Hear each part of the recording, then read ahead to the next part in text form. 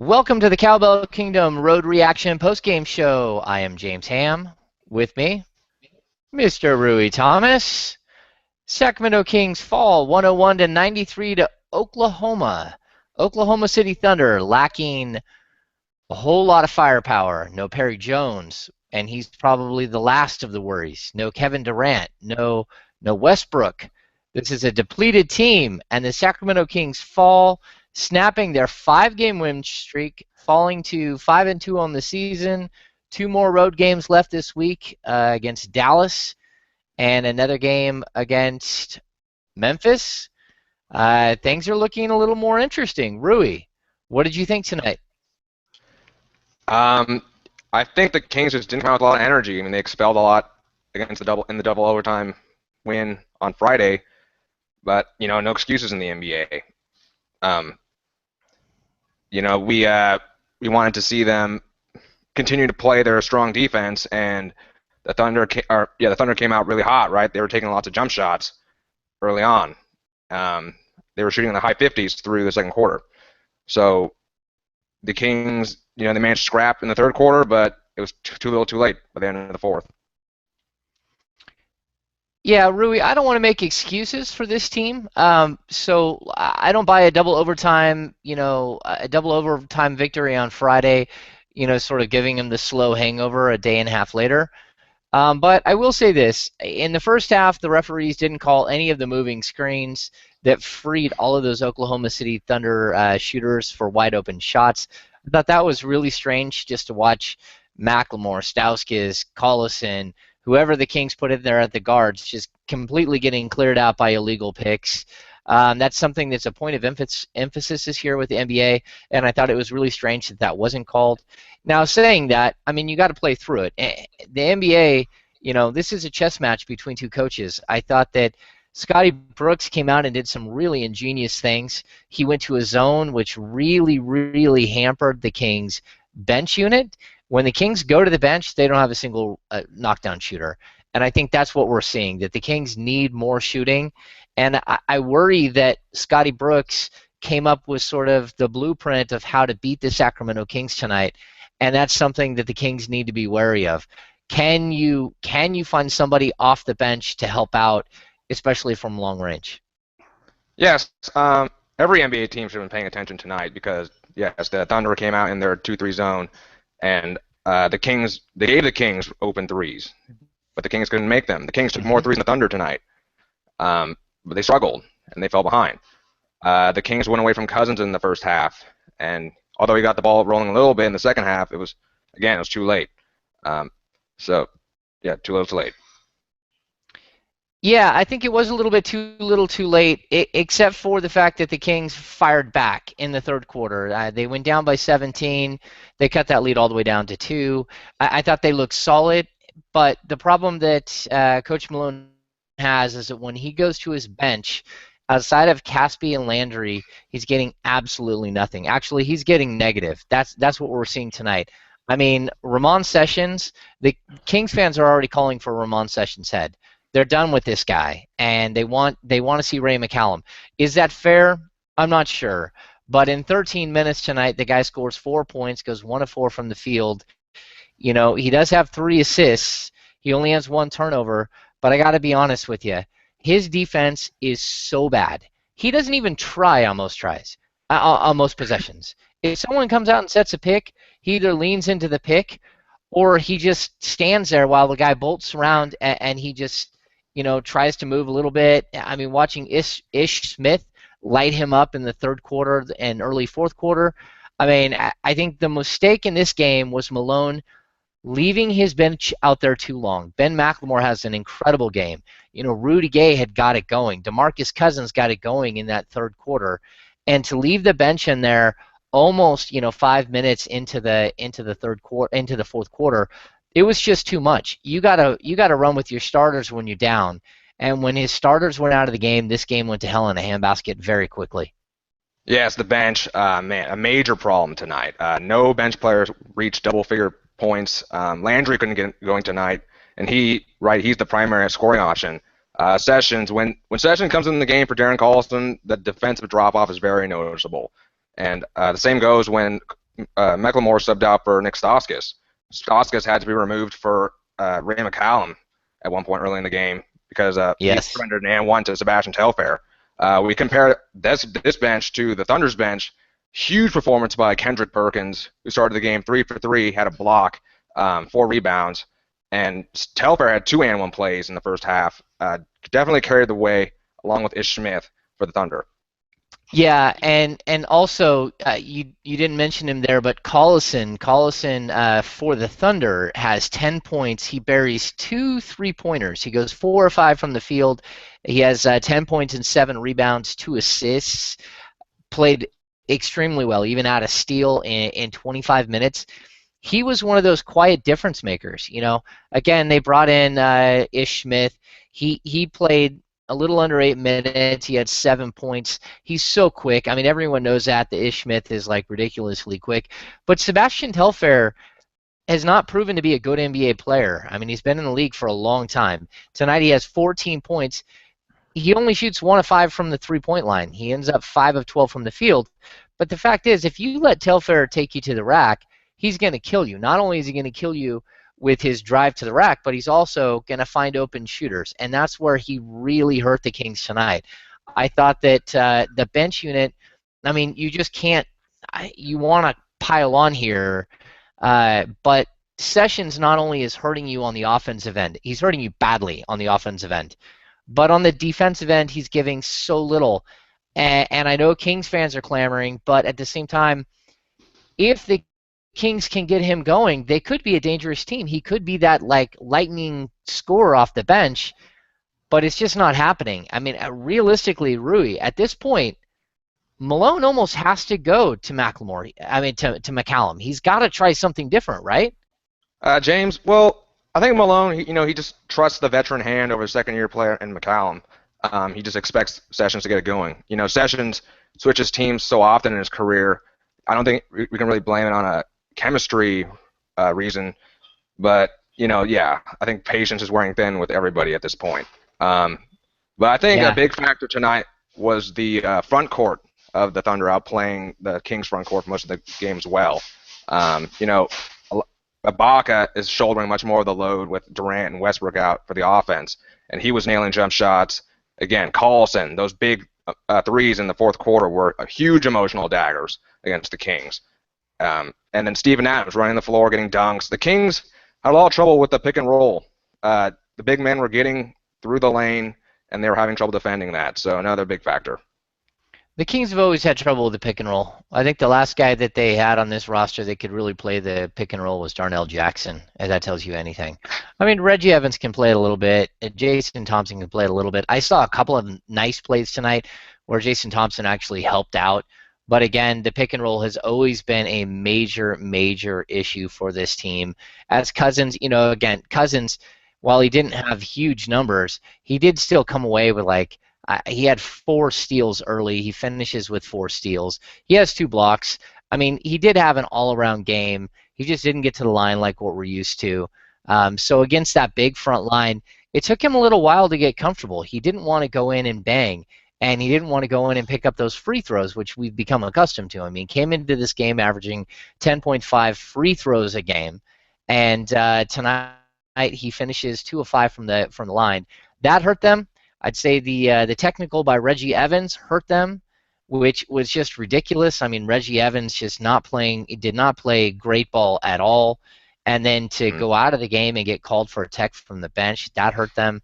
And the taunting foul by Rudy Gay. I mean, if you take the taunting foul and Reggie Evans' technical foul out of this game, and it's 95-101, I think the last 50 seconds of this game play out a little differently for everyone involved. I mean, you got to play it a lot more honest when it's closer.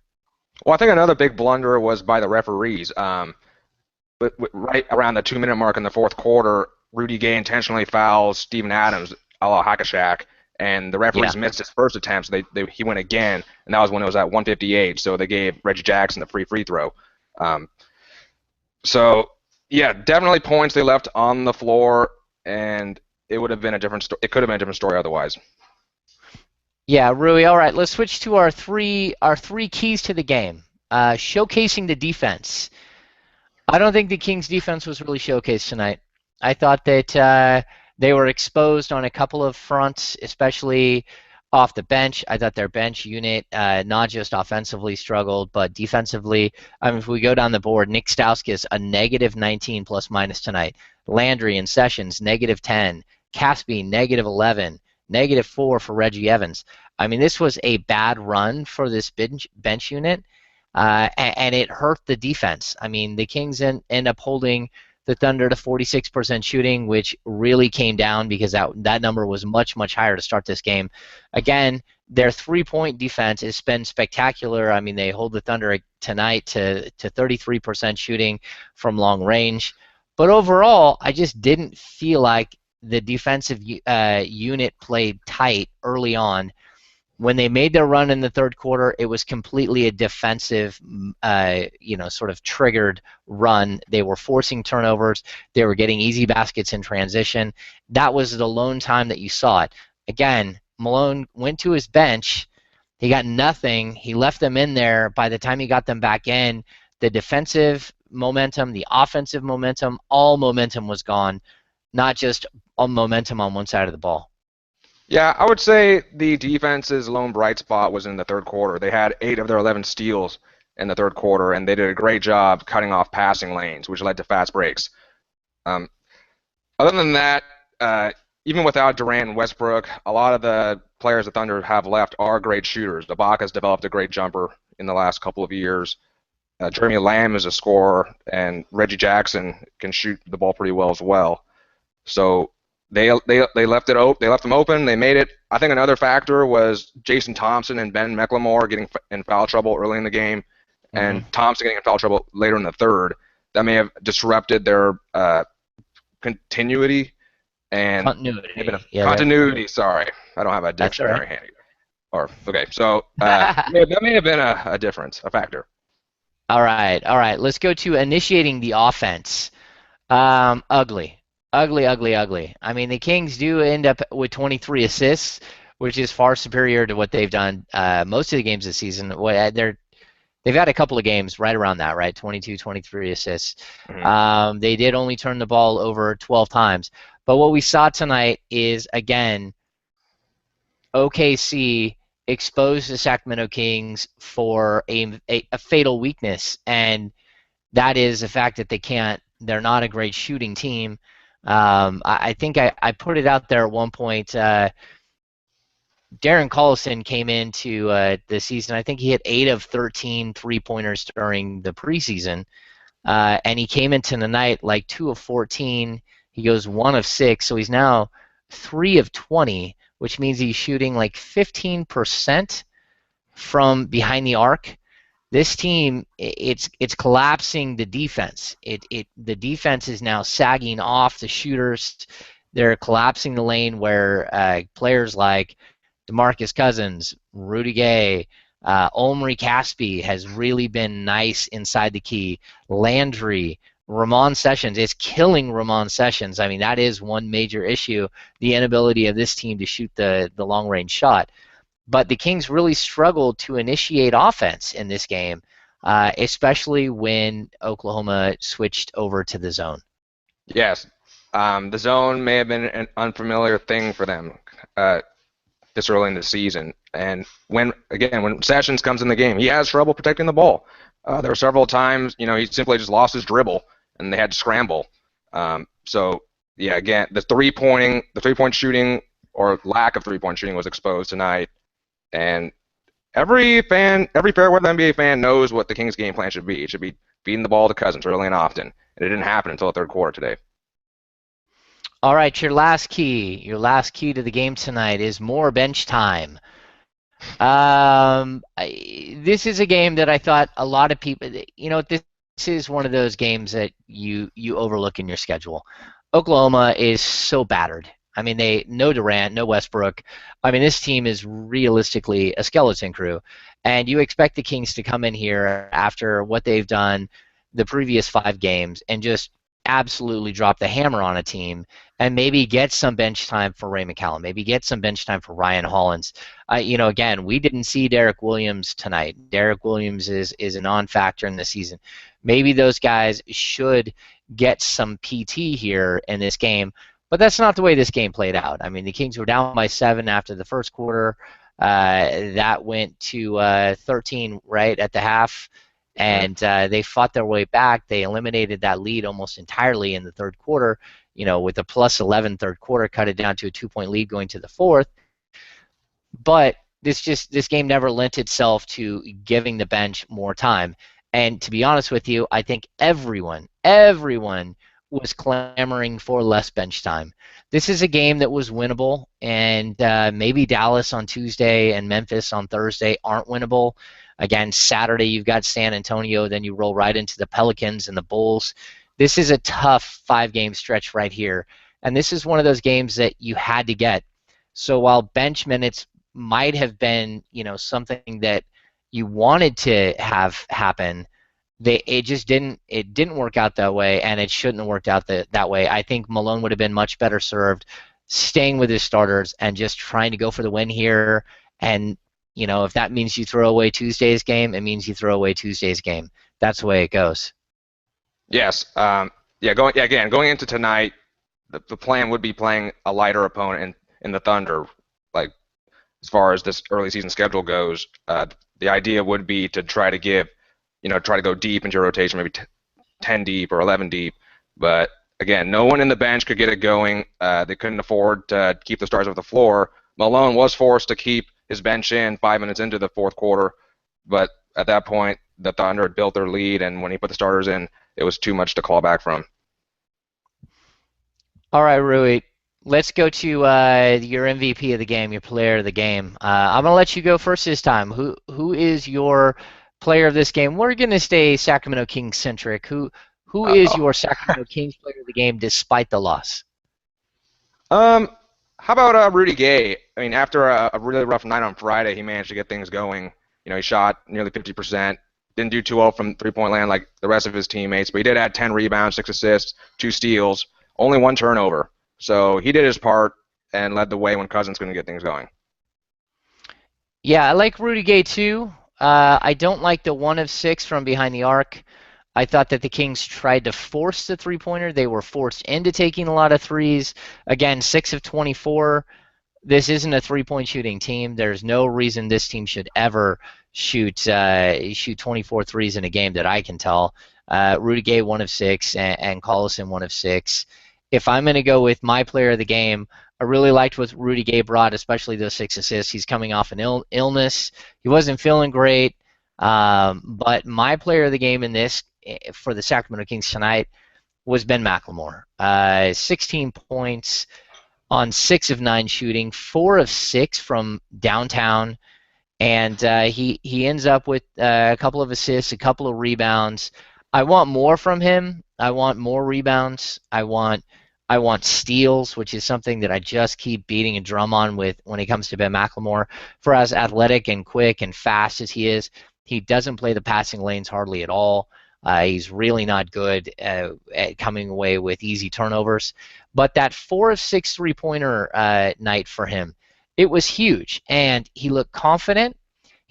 I even saw him get the ball with an open look, but a defensive player running out on him, and he bolted right past him into the hole. He looked much better. He's definitely improving. He's getting some momentum. This is something that Kings fans should be excited about. Even though it's a loss, you want Ben McLemore to sort of progress. And in 28 minutes tonight, I thought he looked really, really solid. Yeah, Ben, he can sigh in relief after tonight because he got it going. I think everyone can be really happy with his performance, hitting big shots when the Kings needed them. 4 of 6 from 3, which is huge, even when Stotzka couldn't get going tonight. So he may be the Kings' primary three-point threat moving forward. Like you're saying with the lack of steals, it is surprising to see with his large wingspan him not blocking off passes or disrupting passes. But he is really good at bodying up defenders, and his decision-making on defense and offense overall is a lot better than last year. Yeah, I don't think that's a really good point, Rui. His decision making is much much better. He definitely his basketball IQ is increasing. You can see it night in and night out. He is actually making better basketball decisions. And on the defensive end, he's been solid all year long. I mean, tonight, yeah, maybe you give up a few baskets to Lamb, but a lot of those 17 points came against Stauskas. I would have liked to have seen more than 28 minutes tonight out of McLemore. I would have liked to have seen maybe 35 minutes and give him a shot. When he's hot and he's playing with confidence, I think right now, as we see him as a player, he's a lot better than what they're getting out of Stauskas. And you just kind of have to ride with him, right? You got to Mhm. let one of these guys take off and get their feet underneath them. Yeah, and right now But, it's McLemore. go ahead. Go ahead. Oh, I'm saying, well, right now it's McLemore. Stauskas, his defense is still unproven at this point, and that was the reason he was pulled out early for McCollum. So yeah, you need to ride the hot hand, and right now after 2 games in a row, it's currently McLemore. Yeah, definitely. All right, Rui. Well, I think that's going to do it for this edition of the Cowbell Kingdom Road Reaction post-game show. The Sacramento Kings fall to the Oklahoma City Thunder 101-93. They fall to 5-2 on the season. They've got 2 more road games here on Tuesday against Dallas and on Thursday against Memphis before returning home to face the world champion San Antonio Spurs on Saturday. We got a bunch of really, really strong tests here for the Sacramento Kings, but they did their work early, 5-2. Not that you want them to get back to 500, but they've got a cushion to ride out this reckless, reckless first 12 games of the season, which are just horrible. But they're hanging in there. They're hanging in there, and we've seen improvement night in and night out. Very interesting things, and they're in the game. So that's going to do it for this edition of the Cowbell Kingdom Road Reaction postgame show. For Rui Thomas, I am James Ham. Thanks for tuning in.